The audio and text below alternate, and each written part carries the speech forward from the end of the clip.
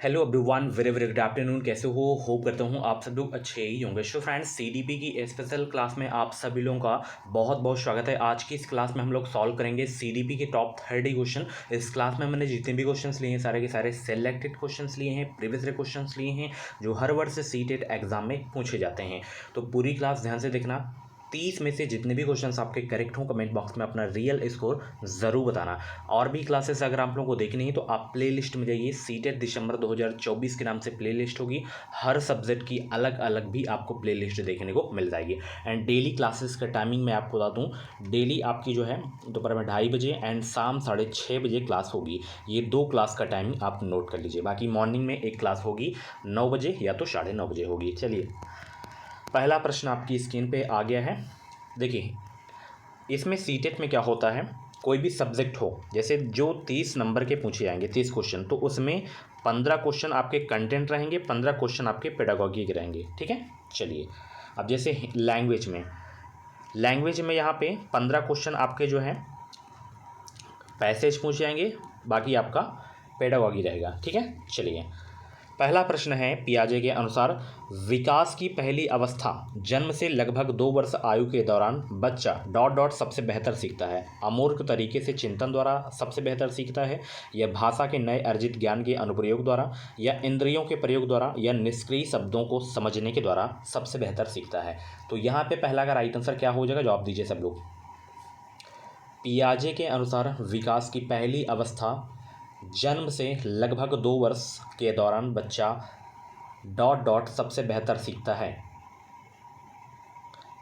इंद्रियों के प्रयोग द्वारा। ठीक है ना, ऑप्शन यहाँ पे आपका सी वाला बिल्कुल करेक्ट हो जाएगा। बहुत इंपॉर्टेंट क्वेश्चन आपके एग्जाम के लिए। इंद्रियों के प्रयोग द्वारा, जैसे किसी से उसको छूकर, पहुँच कर, पकड़ कर, ठीक है, चूस कर, तो वो इंद्रियों के प्रयोग द्वारा वो सबसे बेहतर सीखता है। ठीक है, जो जन्म से 2 वर्ष तक के बीच में रहता है, शैशवावस्था इस अवस्था को कहा जाता है। ठीक है, चलिए सबसे अधिक गहन और जटिल समाजीकरण होता है किसके दौरान, पूर्व बाल्यावस्था के दौरान, या व्यक्ति के पूरे जीवन में, या प्रौढ़ावस्था में के दौरान, या किशोरावस्था के दौरान। ये बहुत इंपॉर्टेंट क्वेश्चन आपके एग्जाम के लिए सभी लोग बताएंगे। सबसे अधिक गहन और जटिल समाजीकरण होता है, ये बहुत ही मतलब इंपॉर्टेंट क्वेश्चन है। तो किशोरावस्था के दौरान होता है सबसे गहन और जटिल समाजीकरण। ऑप्शन डी आपका बिल्कुल करेक्ट हो जाएगा। आनुवंशिकता को डॉट डॉट सामाजिक संरचना माना जाता है, बताइए इसका राइट आंसर बताइए सब लोग। आनुवंशिकता को डॉट डॉट सामाजिक संरचना माना जाता है, गत्यात्मकता, स्थिर, प्राथमिक या गौण। तो यहाँ पे स्थिर सामाजिक संरचना माना जाता है आनुवंशिकता को। ऑप्शन यहाँ पे आपका बी वाला बिल्कुल करेक्ट हो जाएगा। अगला प्रश्न, सीटेट एग्ज़ाम को बेहतरीन नंबरों से अगर आपको जो है क्वालिफाई करना है तो चैनल को सब्सक्राइब कर लीजिए। इस चैनल से आपको निश्चित ही मदद मिलेगी। इसकी पीडीएफ आपको हमारे टेलीग्राम ग्रुप पे मिल जाएगी क्लास खत्म होने के बाद। टेलीग्राम ग्रुप का नाम है एजुकेशन मिसाइल, लिंक वीडियो के डिस्क्रिप्शन बॉक्स में आपको मिल जाएगी, ज्वाइन कर लीजिए। एक बार खुद से भी आप अच्छे से और प्रैक्टिस कर लेना, रिविज़न हो जाएगा। सीखने का वह सिद्धांत जो पूर्ण रूप से और केवल अवलोकनीय व्यवहार पर आधारित है, सीखने के सिद्धांत से संबंध है व्यवहारवादी, संज्ञानवादी, संरचनावादी की विकासवादी। बहुत सारे बच्चों के पास पैसा नहीं होगा, 400-500 रुपए की प्रीवियस पेपर की बुक आती है, तो अगर आप नहीं परचेज कर पा रहे हैं तो ये मेरी वीडियो देखिए, इसकी पीडीएफ भी आपको मैं फ्री में दे दूंगा टेलीग्राम पे। सारे के सारे मैं प्रीवियस के क्वेश्चन ही करवाऊँगा। ठीक है, तो अगर आप नहीं ले पाते हो, आप क्लास देखिए, उसके बाद आपको पीडीएफ मिल जाएगी टेलीग्राम पे, तो प्रैक्टिस कर लीजिए अच्छे से आप लोग। तो सीखने का वह सिद्धांत जो पूर्ण रूप से और केवल अवलोकनीय व्यवहार पर आधारित है, सीखने के सिद्धांत से संबंध है, तो व्यवहारवादी सिद्धांत से संबंध है। यहाँ पे आपका व्यवहारवादी हो जाएगा। ऑप्शन ए आपका बिल्कुल करेक्ट हो जाएगा। अगला प्रश्न आपकी स्क्रीन पे है, यहाँ पे निम्नलिखित में से कौन सा जो है समझ के लिए शिक्षण को प्रदर्शित नहीं करता है। निम्नलिखित में से कौन सा समझ के लिए शिक्षण को प्रदर्शित नहीं करता है। इसमें चारों ऑप्शन को पढ़िए, फिर आप लोग बताइए सब लोग। निम्नलिखित में से कौन सा समझ के लिए शिक्षण को प्रदर्शित नहीं करता। तो यहाँ पे ऑप्शन बी वाला करेक्ट हो जाएगा कि विद्यार्थियों को एकांकी तथ्यों और प्रक्रियाओं को याद करने के योग्य बनाना। ठीक है ना, बच्चों को आपको लर्न नहीं कराना है, याद नहीं कराना है, नए बच्चों को दंड देना है, अपना बच्चा मानकर आपको जो है उसे पढ़ाना है। ठीक है ना। और जो प्रश्न होते हैं सीटेट के एग्ज़ाम हॉल में जब आप लोग जाएंगे या प्रीवियस पेपर आप लोग सॉल्व कर रहे हैं तो हमेशा बिल्कुल अपना बच्चा मान के आपको पेपर सॉल्व करना है, ठीक है ना। बच्चों को दंड याद नहीं करवाना है, ठीक है ना। निम्नलिखित में से कौन सी विशेषता आंतरिक रूप से जो है अभिप्रेरित बच्चों के लिए सही नहीं है? इसमें वे कार्य करते समय उच्च स्तर की ऊर्जा प्रदर्शित करते हैं, वे चुनौती भरे कार्यों को पसंद करते हैं, वे हमेशा सफल होते हैं, उन्हें कार्य करने में आनंद आता है। तो इसमें से बताना है कि कौन सी विशेषता आंतरिक रूप से अभिप्रेरित बच्चों के लिए सही नहीं है। ये हमेशा सफल होते हैं, ये आपका नहीं सही है, बाकी तीनों आपके कथन सही हैं, ठीक है। चलिए अगला प्रश्न है, एक शिक्षिका अपनी कक्षा को प्रतिभाशाली बच्चों की योग्यताओं की उपलब्धि चाहती है, अपने उद्देश्य की प्राप्ति के लिए उसे निम्नलिखित में से क्या नहीं करना चाहिए? बताइए क्या नहीं करना चाहिए, बताइए। 4 ऑप्शन को पढ़िए फिर आप लोग बताइए इसमें से क्या नहीं करना चाहिए।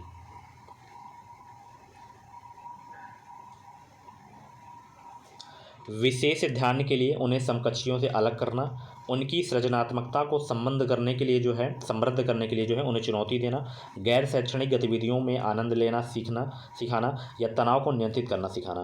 तो यहाँ पे ये विशेष ध्यान के लिए उन्हें समकक्षियों से अलग करना, ये आपको नहीं करना है। तो यहाँ पे 7 का ऑप्शन ए आपका बिल्कुल करेक्ट हो जाएगा। छोटे शिक्षार्थियों में निम्नलिखित में से कौन सा लक्षण पठन कठिनाइयों का नहीं है? शब्दों और विचारों को समझने में कठिनाई, सुसंगत वर्तने में कठिनाई, वर्ण एवं शब्द पहचानने में कठिनाई, पठन गति और प्रवाह में कठिनाई। तो बताइए इसमें छोटे शिक्षार्थियों में निम्नलिखित में से कौन सा लक्षण पठन कठिनाई का नहीं है? ये वाला नहीं है, शब्दों और विचारों को समझने में कठिनाई। ऑप्शन ए आपका बिल्कुल करेक्ट हो जाएगा।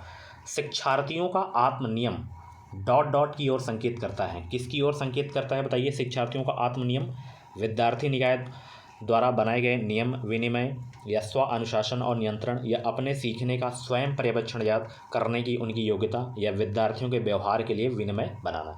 डेली 2:30 बजे आपको आ जाना है और शाम 6:30 बजे आ जाना है, ये क्लास आपसे छूटनी नहीं चाहिए, ठीक है। तो शिक्षार्थियों का आत्मनियम डॉट डॉट की ओर संकेत करता है, तो किसकी ओर संकेत करता है? ये संकेत करता है अपने सीखने का स्वयं पर्यवेक्षण करने की उनकी योग्यता की ओर संकेत करता है। तो ऑप्शन सी आपका बिल्कुल करेक्ट हो जाएगा। अगला प्रश्न आपकी स्क्रीन पे है, निम्नलिखित में से किस कथन को सीखने के लक्षण के रूप में नहीं माना जा सकता? व्यवहार का अध्ययन सीखना है, या अन्य अधिगम भी सीखने का एक हिस्सा है, सीखना एक प्रक्रिया है जो व्यवहार में मध्यस्थता करती है, सीखना कुछ ऐसी चीज़ है जो कुछ अनुभवों के परिणाम स्वरूप घटित होती है। तो बताइए निम्नलिखित में से किस कथन को सीखने के लक्षण के रूप में नहीं माना जा सकता है? तो यहाँ पे ये वाला सही हो जाएगा, व्यवहार का अध्ययन सीखना, ठीक है, इसको नहीं माना जा सकता है। अगला प्रश्न है, सिद्धांत के रूप में रचनावाद सूचनाओं को याद करने और पुनः स्मरण द्वारा जांच करने पर बल देता है, या शिक्षक की प्रभुत्वशाली भूमिका पर बल देता है, या अनुकरण की भूमिका पर केंद्रित है, या दुनिया के बारे में अपना दृष्टिकोण निर्मित करने में शिक्षार्थी की भूमिका पर बल देता है? तो सिद्धांत के रूप में रचनावाद दुनिया के बारे में अपना दृष्टिकोण निर्मित करने में शिक्षार्थी की भूमिका पर बल देता है। तो यहाँ पे ऑप्शन डी आपका बिल्कुल करेक्ट हो जाएगा। अच्छा, जितने भी लोग क्लास को देख रहे हो भाई, वीडियो को लाइक कर दो, सब लोग शेयर भी कर दिया करो ताकि और सारे बच्चों को हेल्प मिल सके। अगला प्रश्न है, सिलेबस की PDF अगर आपको चाहिए तो टेलीग्राम पर मिल जाएगी, एग्जाम पैटर्न की वीडियो भी आपको वहाँ पर मिल जाएगी। तो टेलीग्राम ग्रुप को जरूर से ज्वाइन करना, क्योंकि छोटी छोटी जो अपडेट आया करती हैं तो अपडेट आपको वहीं पर मिल जाया करेंगे। जो कंटेंट रहेगा, मटेरियल रहेगा, PDF जो इम्पॉर्टेंट होते हैं वो मैं वहाँ पे सेंड कर देता हूँ, तो वहाँ पे ज़रूर ज्वाइन हो जाइए आप लोग। सृजनात्मक शिक्षार्थी वह हैं जो परीक्षा में हर बार अच्छे अंक प्राप्त करने के योग्य हैं, या पार्श्व चिंतन और समस्या समाधान में अच्छा है, या ड्राइंग और पेंटिंग में बहुत विलक्षण है, या बहुत बुद्धिमान है। तो सृजनात्मक शिक्षार्थी वह है जो पार्श्व चिंतन और समस्या समाधान में अच्छा है, ठीक है ना। यहाँ पे सृजनात्मक शिक्षार्थी के बारे में पूछा जा रहा है, तो जो पार्श्व चिंतन और समस्या समाधान में अच्छा है वही सृजनात्मक शिक्षार्थी होता है। ऑप्शन यहाँ पे बी आपका बिल्कुल करेक्ट हो जाएगा। अवधारणाओं का विकास मुख्य रूप से किसका हिस्सा है? शारीरिक विकास का, या संवेगात्मक विकास का, या सामाजिक विकास का, या बौद्धिक विकास का है? अवधारणाओं का विकास मुख्य रूप से किसका हिस्सा है? बौद्धिक विकास का हिस्सा है। किसका हिस्सा है? बौद्धिक विकास का। अगला प्रश्न है, व्यक्तिगत शिक्षार्थी जो है एक दूसरे से डॉट डॉट में भिन्न होते हैं, विकास क्रम में भिन्न होते हैं, विकास की सामान्य क्षमता में भिन्न होते हैं, बुद्धि एवं विकास के सिद्धांतों में भिन्न होते हैं, या विकास की दर में भिन्न होते हैं। तो बताइए, व्यक्तिगत शिक्षार्थी एक दूसरे से में भिन्न होते हैं, विकास की दर में भिन्न होते हैं। तो ऑप्शन डी आपका बिल्कुल करेक्ट हो जाएगा। ठीक है, चलिए, बच्चे के उचित विकास को सुनिश्चित करने के लिए उसका स्वस्थ शारीरिक विकास एक महत्वपूर्ण आवश्यकता है, यह कथन है सही है क्योंकि विकास क्रम में शारीरिक विकास सबसे पहले स्थान पर आ जाता है, या सही है क्योंकि शारीरिक विकास विकास के अन्य पक्षों के साथ अंतः संबंधित है, गलत है क्योंकि शारीरिक विकास विकास के अन्य पक्षों को जो है किसी भी प्रकार से प्रभावित नहीं करता, या गलत हो सकता है क्योंकि विकास नितांत व्यक्तिगत मामला है। तो पढ़िए अच्छे से प्रश्न को, फिर ऑप्शन को, कि बच्चे के उचित विकास को सुनिश्चित करने के लिए उसका स्वस्थ शारीरिक विकास एक महत्वपूर्ण आवश्यकता है, यह कथन सही है, गलत है, बताइए क्या है। बहुत अच्छे, 15 का जवाब देंगे सब लोग। सभी को गुड आफ्टरनून, सभी को गुड आफ्टरनून।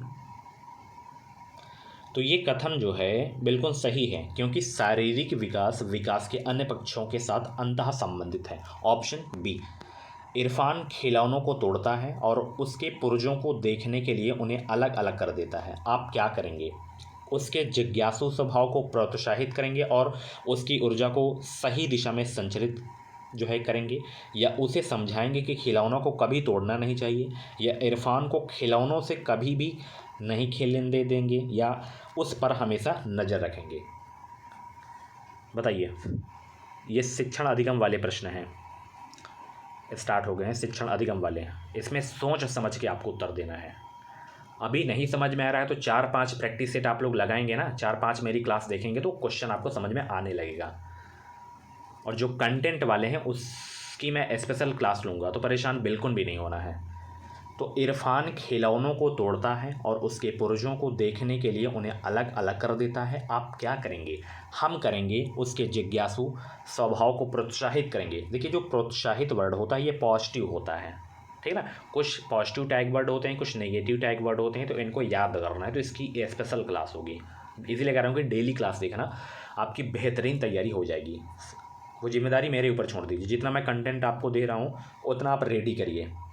तो प्रोत्साहित दिख जाए जहाँ पे, वो उसका आंसर सही होता है। उसके जिज्ञासु स्वभाव को प्रोत्साहित करेंगे और उसकी ऊर्जा को सही दिशा में संचालित करेंगे। तो ऑप्शन ए आपका बिल्कुल करेक्ट हो जाएगा। अगला प्रश्न देखिए यहाँ पे, बच्चे के विकास के सिद्धांतों को समझना शिक्षा की सहायता करता है किसमें?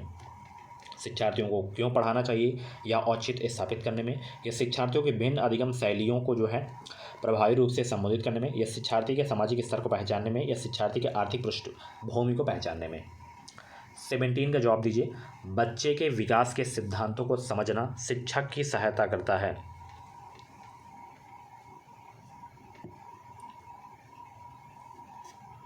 शिक्षार्थियों के भिन्न अधिगम शैलियों को प्रभावी रूप से संबोधित करने में सहायता करता है। तो ऑप्शन बी आपका बिल्कुल करेक्ट हो जाएगा।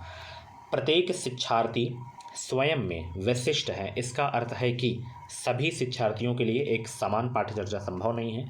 एक विषम रूपी कक्षा में शिक्षार्थियों की क्षमताओं को विकसित करना असंभव है। कोई भी दो शिक्षार्थी अपनी योग्यताओं, रुचियों और प्रतिभाओं में एक समान नहीं होते। शिक्षार्थियों में ना तो कोई समान विशेषताएं होती हैं और ना ही उसके लक्ष्य समान होते हैं। तो प्रत्येक शिक्षार्थी स्वयं विशिष्ट है, इसका अर्थ है कि, क्या अर्थ है बताइए सब लोग? 18 का जवाब दीजिए सब लोग। सभी को गुड आफ्टरनून। वीडियो को लाइक करो, शेयर करो, चैनल पर पहली बार हो तो सब्सक्राइब जरूर कर लेना। इस चैनल से आपको निश्चित ही मदद मिलेगी। 18 का ऑप्शन सी करेक्ट हो जाएगा कि प्रत्येक शिक्षार्थी स्वयं में विशिष्ट है। इसका अर्थ है कि कोई भी दो शिक्षार्थी अपनी योग्यताओं, रुचियों और प्रतिभाओं में एक समान नहीं होते। ठीक है, ऑप्शन सी आपका बिल्कुल करेक्ट हो जाएगा। पुरुष स्त्रियों की अपेक्षा ज़्यादा बुद्धिमान होते हैं, यह कथन है। ये इससे मतलब जेंडर वाले से क्वेश्चन बहुत पूछता है। ठीक है, लैंगिक पूर्वाग्रह को प्रदर्शित करता है, यह बुद्धि के भिन्न पक्षों के लिए सही है या सही हो सकता है। 19 का जवाब दीजिए। तो पुरुष जो है स्त्रियों की अपेक्षा ज़्यादा बुद्धिमान होते हैं, यह कथन है। यह कथन जो है लैंगिक पूर्वाग्रह को प्रदर्शित करता है। जहाँ पे किसी एक पर्टिकुलर जेंडर को बढ़ावा दिया जा रहा हो तो वहाँ पे आपको लैंगिक पूर्वाग्रह आपको टिक कर देना है। ठीक है, लैंगिक पूर्वाग्रह प्रदर्शित करेगा वो हमेशा। ऑप्शन ए करेक्ट हो जाएगा। क्रिस्टीना अपनी कक्षा को जो है क्षेत्र भ्रमण पर ले जाती हैं और वापस आने पर अपने विद्यार्थियों के साथ भ्रमण पर चर्चा करती हैं। यह किसकी ओर संकेत करता है? आकलन के लिए सीखना, आकलन को का सीखना, सीखने का आकलन या सीखने का के लिए आकलन। पूरी क्लास ज़रूर देखना आप लोग। 20 का जवाब दीजिए सब लोग। अगर आप अभी 30 में से बिल्कुल फ्रेशर हैं, फर्स्ट टाइम देने जा रहे हैं, अगर 10 से 12 भी प्रश्न सही कर ले रहे हो तो आप बेस्ट हो, ठीक है। क्रिस्टीना अपनी कक्षा को क्षेत्र भ्रमण पर ले जाती हैं और वापस आने पर अपने विद्यार्थियों के साथ भ्रमण पर चर्चा करती हैं। यह किसकी ओर संकेत करता है? यह सीखने का आकलन की ओर संकेत करता है, तो ऑप्शन सी करेक्ट हो जाएगा। अगला प्रश्न आपकी स्क्रीन पे है, मानव विकास कुछ विशेष सिद्धांतों पर आधारित है, निम्नलिखित में से कौन सा मानव विकास का सिद्धांत नहीं है? सामान्य से विशिष्ट, या जो है निरंतरता, या प्रतिवर्ती, या अनुक्रमिकता। मानव विकास कुछ विशेष सिद्धांतों पर आधारित है, निम्नलिखित में से कौन सा मानव विकास का सिद्धांत नहीं है? प्रतिवर्ती इसमें आपका नहीं है, ऑप्शन बी करेक्ट हो जाएगा। निःशक्त बच्चों के लिए समेकित शिक्षा की केंद्रीय प्रायोजित योजना का उद्देश्य है डॉट डॉट में निःशक्त बच्चों की शैक्षिक अवसर उपलब्ध कराना, मुक्त विद्यालयों में, या ब्लाइंड रिलीफ एसोसिएशन के विद्यालयों में, या नियमित विद्यालयों में, या विशेष विद्यालयों में। 22 का जवाब दीजिए सब लोग।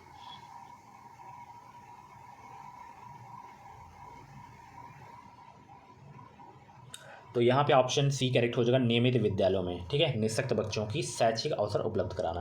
अगला प्रश्न है, निम्नलिखित में से कौन सा कथन सीखने के बारे में सही है? बताइए सब लोग, कौन सा कथन जो है सीखने के बारे में सही है? चारों कथनों को पढ़िए, फिर आप लोग बताइए कौन सा सही है सीखने के बारे में। और एक चीज़ और याद रखना, जब भी आपको ऑप्शन में कुछ भी न समझ में आए तो जो सबसे बड़ा ऑप्शन होता है वही हमेशा सीटेट में सही होता है, और उपयुक्त सभी वाले जो ऑप्शन होते हैं वो भी 100% सही होते हैं सीटेट में। ए व बी दोनों वाले ऑप्शन भी सही होते हैं 100%, ठीक है। तो इसमें देखिए सीखने के बारे में मतलब कौन सा सही है? सीखना उस वातावरण में प्रभावी होता है जो संवेगात्मक रूप से सकारात्मक हो और शिक्षार्थियों को संतुष्ट करने वाला हो। तो ये आपका बिल्कुल सही है सीखने के बारे में, डी वाला, ठीक है। अगला प्रश्न देखिए यहाँ पे, मूल्यांकन का मुख्य उद्देश्य होना चाहिए। मूल्यांकन का मुख्य उद्देश्य क्या होना चाहिए? यह निर्णय लेना कि क्या विद्यार्थियों को अगली कक्षा में प्रोन्नत किया जाना चाहिए, सीखने में होने वाली कमियों का निदान और उपचार करना, शिक्षार्थियों की त्रुटियां निकालना, शिक्षार्थियों को उपलब्धि को मापना। तो मूल्यांकन का मुख्य उद्देश्य क्या होना चाहिए? असेसमेंट जो होता है आपका, इसका मेन पर्पज क्या होता है? सीखने में होने वाली कमियों का निदान और उपचार करना, यही होता है मूल्यांकन। ऑप्शन बी करेक्ट हो जाएगा। शिक्षार्थी जो पहले सीख चुके हैं उसकी पुनरावृत्ति और प्रत्यय स्मरण में शिक्षार्थियों की मदद करना महत्वपूर्ण है, क्योंकि पूर्व पाठों को दोहराने का यह एक प्रभावी तरीका है। यह शिक्षार्थियों की स्मृति को बढ़ाता है जिससे सीखना सुदृढ़ होता है। यह किसी भी कक्षा अनुदेशन के लिए एक सुविधाजनक शुरुआत है। नई जानकारी को पूर्व जानकारी से जोड़ना सीखने को समृद्ध बनाता है। 25 का जवाब दीजिए सब लोग।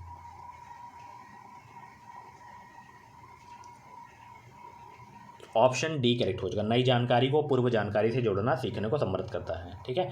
ऑप्शन डी, सृजनात्मक उत्तरों के लिए आवश्यक है मुक्त उत्तर वाले प्रश्न, या एक अत्यंत अनुशासित कक्षा, या प्रत्यक्ष शिक्षण एवं प्रत्यक्ष प्रश्न, या विषय वस्तु आधारित प्रश्न। तो सृजनात्मक उत्तरों के लिए आवश्यक है क्या? सृजनात्मक उत्तरों के लिए आवश्यक है मुक्त उत्तर वाले प्रश्न, सृजनात्मक उत्तरों के लिए आवश्यक है। ऑप्शन ए करेक्ट हो जाएगा। शिक्षार्थियों को डॉट डॉट के लिए प्रोत्साहित नहीं करना चाहिए। किसके लिए प्रोत्साहित नहीं करना चाहिए शिक्षार्थियों को? अधिक से अधिक पाठ्य सहगामी क्रियाओं में हिस्सा लेने के लिए, या जो है शिक्षक जो पूछ सकते हैं उन सभी प्रश्नों के उत्तर याद करने के लिए, या कक्षा के अंदर और बाहर अधिक से अधिक प्रश्न पूछने के लिए प्रोत्साहित नहीं करना चाहिए, या समूह कार्य में दूसरे शिक्षार्थियों के साथ सक्रिय रूप से अंतःक्रिया करने के लिए। तो याद आपको नहीं करवाना है, शिक्षक जो पूछ सकते हैं उन सभी प्रश्नों के उत्तर याद करने के लिए प्रोत्साहित नहीं करना चाहिए, ठीक है, शिक्षार्थियों को। ऑप्शन बी करेक्ट हो जाएगा। अगला प्रश्न है, निम्नलिखित में से कौन सा रचनात्मक आकलन यानी कि फॉर्मेटिव असेसमेंट के लिए उचित उपकरण है? सत्र परीक्षा, प्रश्नोत्तरी और खेल, दत्त कार्य और मौखिक प्रश्न। दत्त कार्य हो जाएगा, ऑप्शन सी करेक्ट हो जाएगा। अगला प्रश्न है, विद्यार्थियों के सीखने में जो रिक्तियाँ रह जाती हैं उनके निदान के बाद डॉट डॉट होना चाहिए। सभी पाठों को व्यवस्थित रूप से दोहराना होना चाहिए, या शिक्षार्थियों और अभिभावकों को उपलब्धि के बारे में बताना होना चाहिए, समुचित उपचारात्मक कार्य होना चाहिए, या सघन अभ्यास कार्य होना चाहिए। क्या होना चाहिए बताइए? विद्यार्थियों के सीखने में जो रिक्तियाँ रह जाती हैं तो उनके निदान में समुचित उपचारात्मक कार्य होना चाहिए। Option C. भारतीय समाज की बहुभाषिक विशेषता को डॉट डॉट देखा जाना चाहिए। विद्यार्थियों को सीखने के लिए अविरत करने हेतु शिक्षक की योग्यता को चुनौती के रूप में, बताइए क्या आंसर होगा इसका। ये लास्ट क्वेश्चन है, इसका जो भी राइट आंसर हो आप लोग कमेंट बॉक्स में इसका उत्तर देना। बाकी 30 में से कितने क्वेश्चन आपके करेक्ट हुए हैं कमेंट बॉक्स में अपना रियल स्कोर जरूर बताना। बाकी क्लासेस आपको प्लेलिस्ट में मिल जाएंगी, आप प्लेलिस्ट सेव कर लीजिए यूट्यूब में, ताकि आपको बार बार क्लास ढूंढने में दिक्कत ना हो। तो डेली क्लासेस का टाइमिंग मैंने आपको बता दिया, दोपहर में 2:30 बजे एंड शाम 6:30 बजे आपकी क्लास होगी। तो सीटेट एग्ज़ाम को फतह करना है बेहतरीन अंकों से, तो भाई सब्सक्राइब कर लो, इस चैनल से आपको निश्चित मदद मिलेगी। Thank you so much, bye bye, take care.